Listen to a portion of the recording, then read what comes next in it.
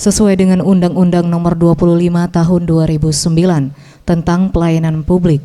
Ombudsman RI Perwakilan Sumatera Selatan melaksanakan penyerahan hasil penilaian kepatuhan terhadap standar pelayanan publik kepada 7 kabupaten kota di Sumatera Selatan. Bertempat di Geraha Bina Praja Pemprov Sumsel, Kamis 7 Februari 2019.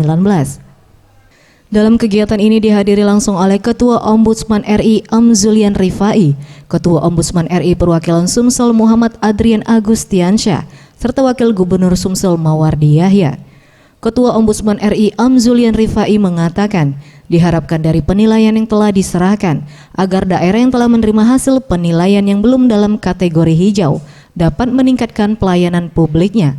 Meski banyak laporan yang diterima Ombudsman terkait suatu daerah, tidak menentukan jika pelayanan publik di daerah tersebut tidak maksimal.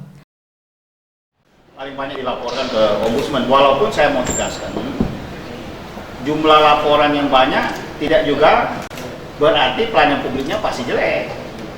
Demikian juga kalau laporan tentang kementerian lembaga itu rendah, bukan berarti dia juga baik.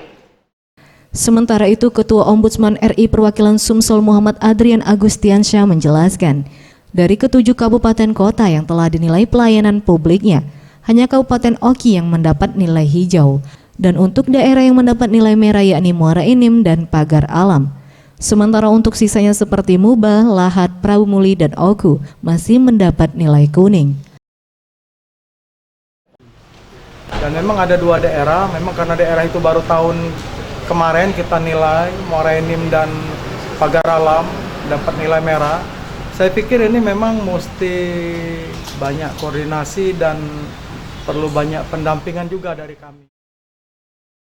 Tim Liputan, Sriwijaya TV.